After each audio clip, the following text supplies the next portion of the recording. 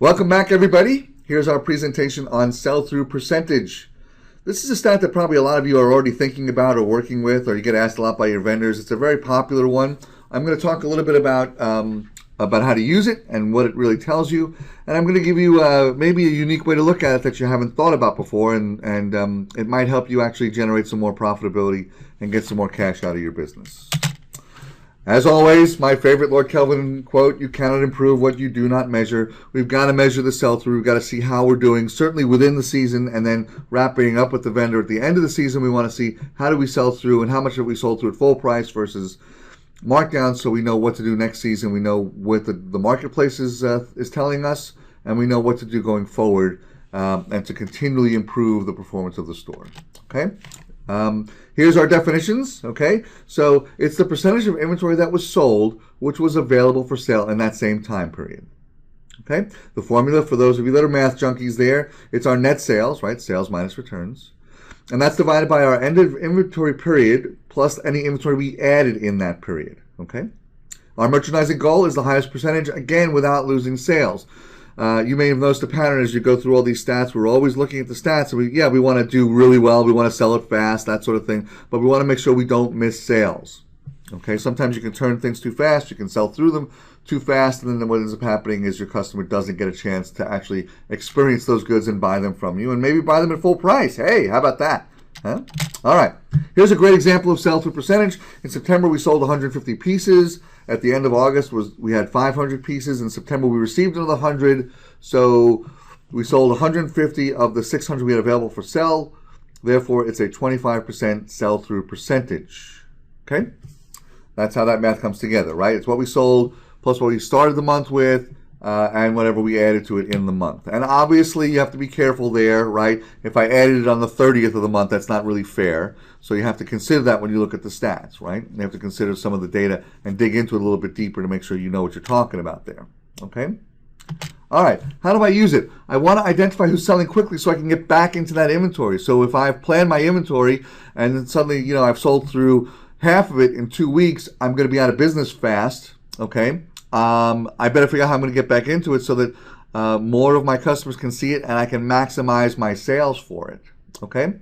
How do I use it to identify slow sellers? Well, I put it on the floor, it's there, and I've got a 5% sell-through. It looks like I could have a problem. I want to make sure that I've identified that and I'm looking at the strategy. Okay, so I've got a slow start to the sell-through.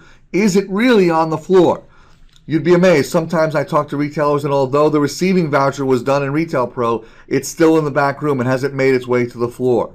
Okay? Or we did the voucher because we want to get the paperwork done, but we haven't ticketed the goods. They're not out there yet, and no one has seen them. So you want to make sure you've looked at that. Okay? Maybe my salespeople don't like it or don't understand it, right? Why did you buy this thing? I don't understand why this is here. Maybe they don't know what's happening right now in terms of the world of fashion, and they need a little product knowledge, either from you or from the vendor, okay? Or maybe, you know what? You bought the wrong thing. There's no other way to say it, and you got to figure out what am I going to do to highlight this to get it out of here, okay? And as usual, sometimes it takes a little bit of social media. Maybe you've got to post it on Facebook or Instagram or Pinterest or whatever your customer seems to be looking at to make sure that they know it's there and that they know that you're excited about it, okay? And certainly, we look at this stat on a seasonal basis to evaluate how that vendor did for us, right? Did we sell through or not? And did we sell through at full price or not? Okay, so how do I use this stat to improve my business? Well, certainly, as the sell-throughs start to happen, you want to have that discussion with your vendor. Hey, by this point in time, I was expecting to sell through X percent. I'm not there. By the way, vendors themselves like to talk to what they consider to be their most important retailers or their bellwether retailers, if you will, to tell them if their stuff is working or not. Why? Because the vendor themselves, they have to figure out what they're making next year. So they want to know how this year's stuff is doing. They want to know if they were right in their assumptions, if they're right in their styling. They want to know what's happening out there. They're actually very interested in having that discussion with you. So don't be afraid to have that discussion with them. Certainly staff discussions are important here. I alluded to that in this last slide, but it bears repeating. your staff needs to understand the goods. They need to understand why it's there. And certainly, if you go to your vendor's website and they look at and you look at any of the products that they're showing there, it's not just, hey, isn't that pretty? Isn't that cool? Isn't that interesting? They use it to actually show. There's always a story there, and they always want to show you what that story is, right? There's something special about the cotton. There's something special about the manufacturer. There's something special about the design sensibility, or why we believe in this look, or why we think this look is important. That is important information to get to your sales floor, because it's the story that's told that is of equal or greater importance to even the merchandising and the display. Sometimes a customer looks at something, they don't understand it, they don't know what it is. Your salespeople need to know why it's there, and that's part of that that staff discussion. What is it? Why is it there? Why is it important? What are we doing about it? What are we doing to keep this thing in stock? Okay? We want to identify the strong and weak sellers and classifications. Why? We want to make sure that we understand where are we strong, where are we weak, where are we playing offense. We've got like something that's running that we want to stay in stock on, and where are we playing defense? Where are we wrong? And we have to have it there because our customer expects to have it, but we are not going to go crazy with keeping it in the inventory because people don't really want it. And things go in and out of style. We got to figure out when are we in style, when are we out of style. Okay? And certainly looking at the trending here, if I look at how these things are trending and how they're growing, that leads me towards growth. I want to make sure that I've got the right sell-through percentage. I've got the right sell-through percentage every single month. I'm maximizing my sales. I'm controlling my inventory investment, which leads me to better sales and better growth and more excitement on the selling floor. Okay? Now here's another thing that we look at that's a little different than just margin. Okay? So watch this one carefully and play this game with some of your vendors and see what happens. So assume you bought $3,000 worth of merchandise. You bought $3,000 at cost, okay? And you were planning to sell it at $6,500. And that's not a crazy margin, right? You bought it at $3,000, hoping to get $6,500 for it, okay? So your planned margin was $3,500. So you bought $3,000, you're just going to sell it for $6,500, and you want $3,500 for operations, to run the lights, to pay the rent, to pay the people, etc., okay? Now, what actually happens, okay? Well, I was hoping to sell $6,500. I only sell $3,000 at full price, at the full retail, okay?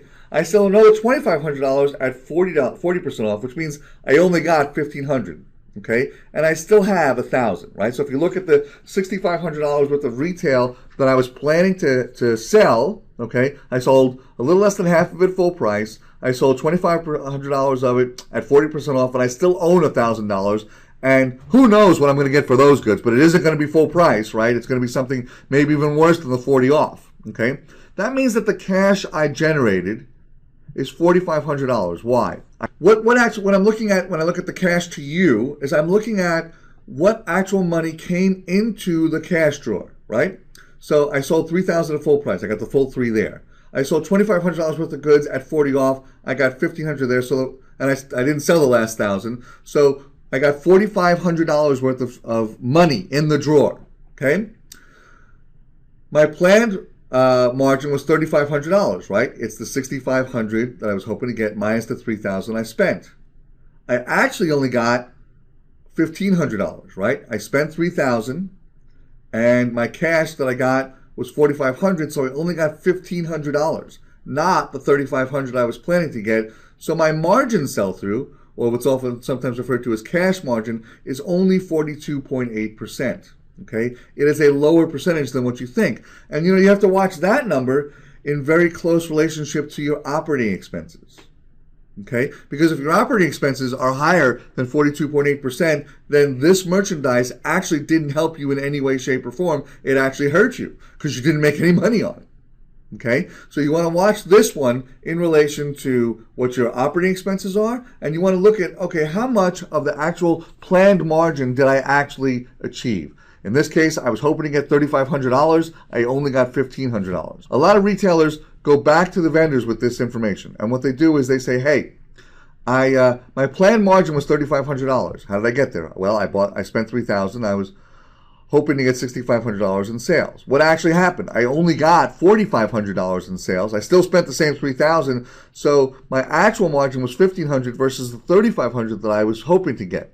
That means I'm $2,000 short on what my planned margin was. And if you show your vendor those stats and you say, listen, I was planning a margin of $3,500, I only got $1,500, I'm short $2,000, what can you do for me? You'd be amazed how many vendors will actually step up now and do something. Maybe they sponsor a sales contest. Maybe they contribute to the markdown dollars. I know some of you think, oh, we're too small to get that. You're not. You just have to learn how to ask for it. Maybe they will trade you out. Maybe you've got the wrong merchandise because they want to be successful in your store. And by the way, one of the things that the vendor doesn't want is to have their brand name on sale in your store.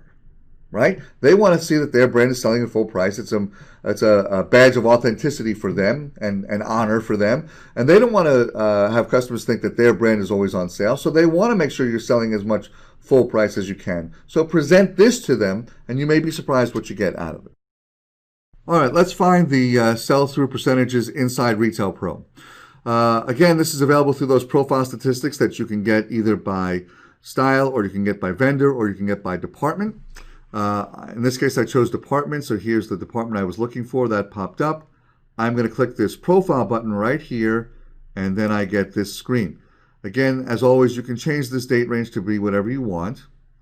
The other way to get to this statistic is you can actually run a report, which I've already done in advance of this presentation, and I've kicked it out to Excel. So let's look at the numbers and make sure we know what we're talking about here. So here's our sell-through percentage right in this column, okay? And when you look at it, it's what I sold in a particular time frame divided by what I ended the previous period with plus whatever I received, okay? So in this case, we sold through 67%, right? That guy divided by that guy is 67%. Most of the sell-throughs that we have in this example are pretty good, right? That one, if you look at 80%, if we're talking about a month, that might be too fast. I might be in and out too quickly, okay? Might want to look at that one and see. Did we go through it too quickly? Sometimes the sell-through is pretty slow, and you know, you've got to also look at it without justifying it. I don't want to say, well, it's only 20%, but that's because we had bad weather, we didn't do this, we didn't do that. You know, you want to reduce the excuses as much as you can. How are we using sell-through in our business right now? Well, there's a couple of things I think are important. Most of your vendors think of sell-through and they talk in terms of sell-through, right? You'll hear them talk about sell-through all the time. Because it's a measure of how quickly there was a consumer reaction to their product, and that's a very important thing to them. When you're a retailer and you're looking at sell-through, you certainly want to see the speed at which this stuff is selling through, and you certainly want to get an idea of whether or not consumers are reacting to it. People sometimes ask me, what's a goal for a good sell-through? What am I looking for, right? What do I want to have happen? And that's going to vary based on the industry. It's going to vary depending on the product. But there is one rule of thumb that I really like to apply to all businesses. So listen carefully to this. I believe that the minimum that you want to have is 50% of the goods sold through within the first 30 days.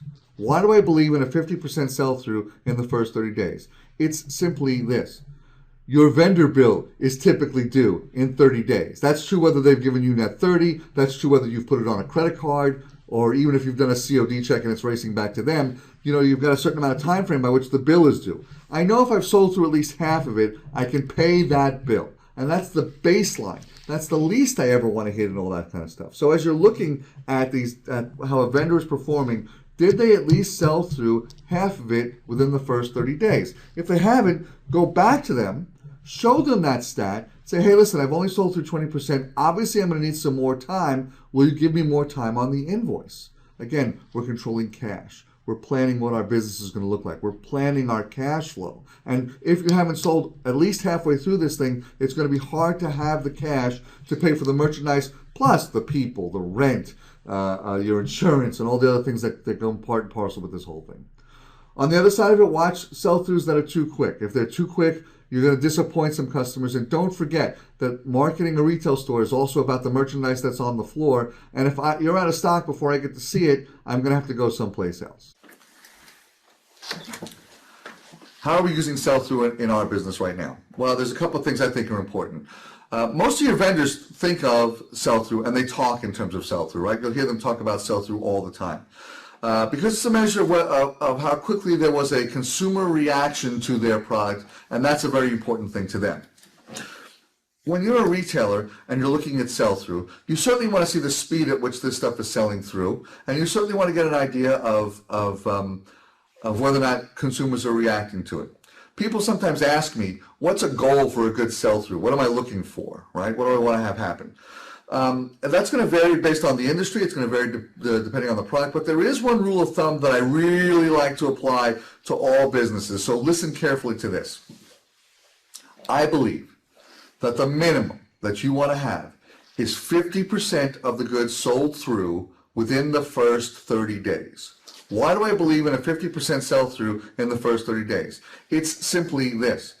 Your vendor bill is typically due in 30 days. That's true whether they've given you net 30, that's true whether you've put it on a credit card, or even if you've done a COD check and it's racing back to them, you've got a certain amount of time frame by which the bill is due. I know if I've sold through at least half of it, I can pay that bill. And that's the baseline. That's the least I ever want to hit and all that kind of stuff. So as you're looking at how a vendor is performing, did they at least sell through half of it within the first 30 days? If they haven't, go back to them, show them that stat, say, hey, listen, I've only sold through 20%. Obviously, I'm going to need some more time. Will you give me more time on the invoice? Again, we're controlling cash. We're planning what our business is going to look like. We're planning our cash flow. And if you haven't sold at least halfway through this thing, it's going to be hard to have the cash to pay for the merchandise, plus the people, the rent, your insurance, and all the other things that come part and parcel with this whole thing.